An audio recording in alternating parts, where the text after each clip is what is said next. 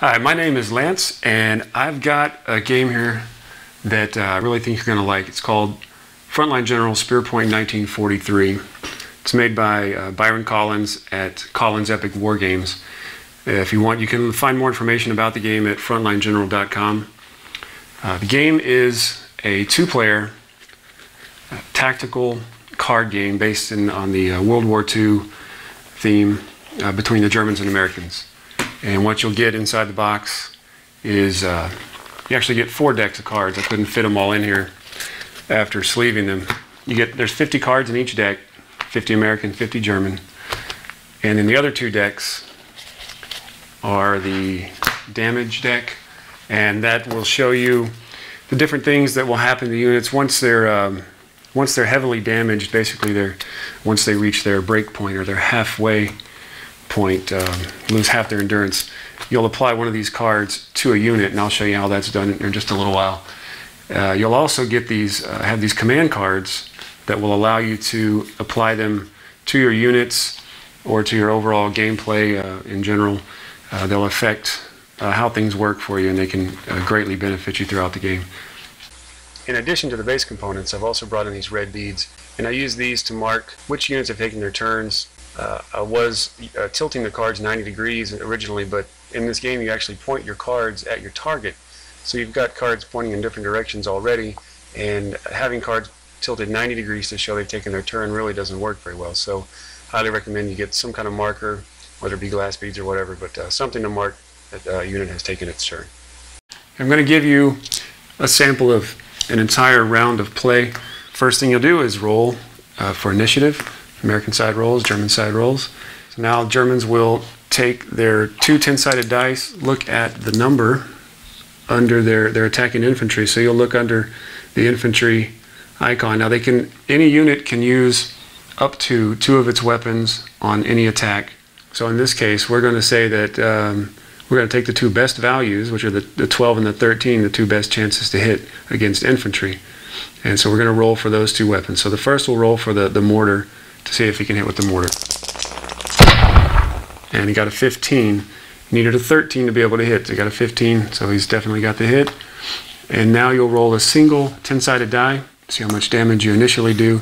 Initially doing 3 damage plus your damage index. So that gives you a total of 10. You're going to take that 10, apply it to the defense on this unit, which is 0. So still 10 damage. And then you apply that 10 damage to the endurance of this unit, which is, he only has 3, so he's destroyed. And with that unit being destroyed, there's now nothing to attack back. So that would be the end of that round.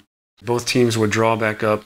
You have to draw at least 1 command card, and then you have the option of drawing another command card and a unit card, or 2 more unit cards. But you do have to draw that command card before you can draw the other optional cards.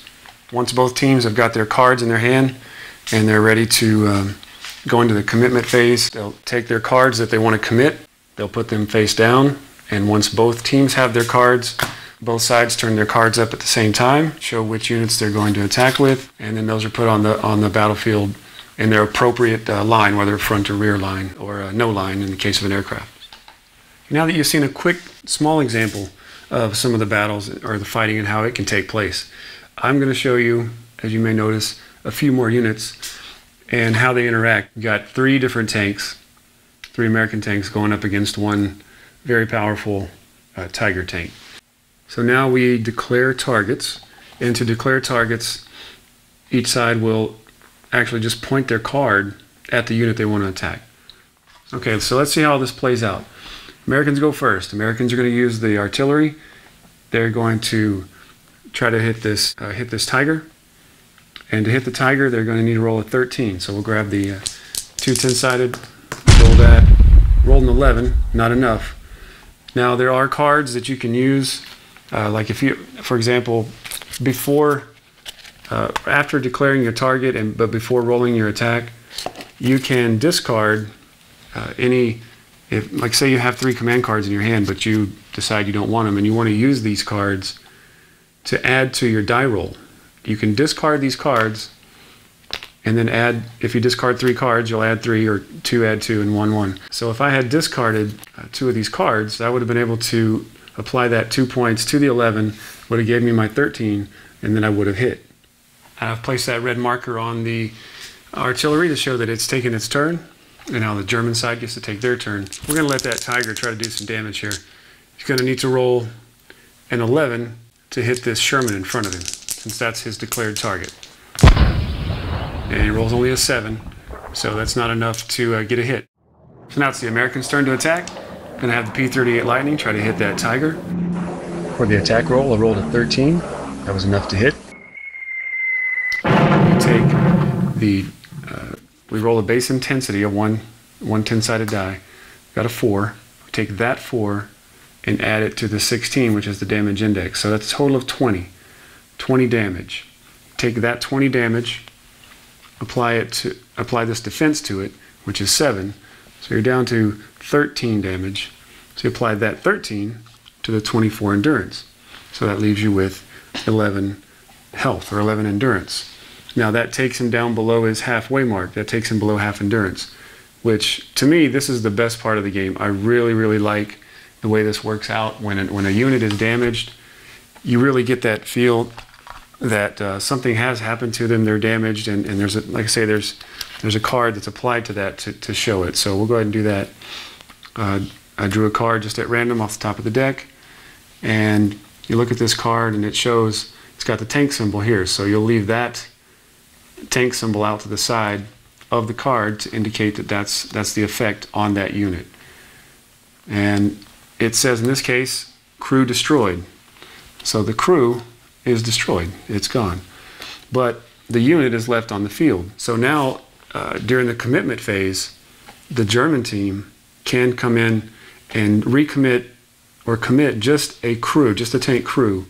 I think that gives you a pretty good idea of how the combat works and how the game plays. So what I'll do now is I'll go over some of the different command cards and things you can do with those. Also go over a few more of the damage cards. As you can see here, this card has one of each unit listed on it. It's got the aircraft, the artillery, the tank, and the infantry. It's a single card, but it can be applied to any 4 of those unit types. Let's go over a few other ones real quick.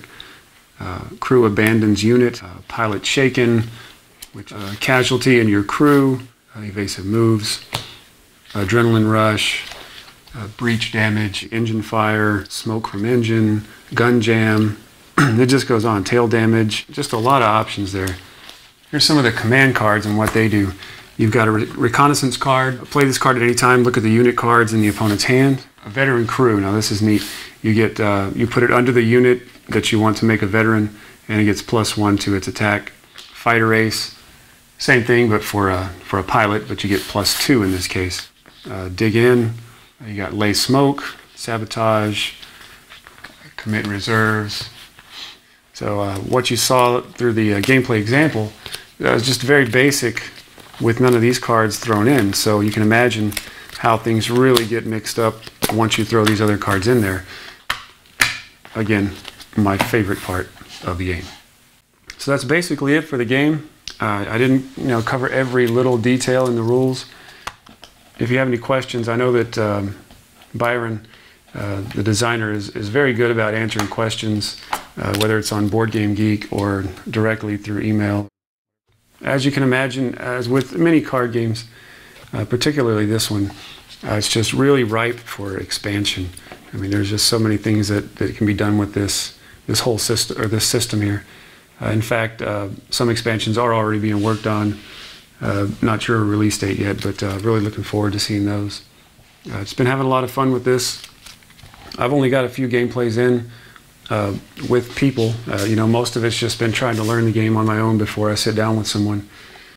Just been really neat. I'm constantly thinking about different things that can happen in the game.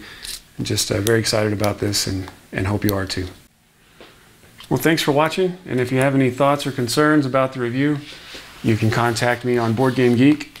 My username is FlashingLogo, and I'll be glad to talk to you about this or take any suggestions you may have as far as any future reviews I may do. And I look forward to hearing from you. Thanks for watching.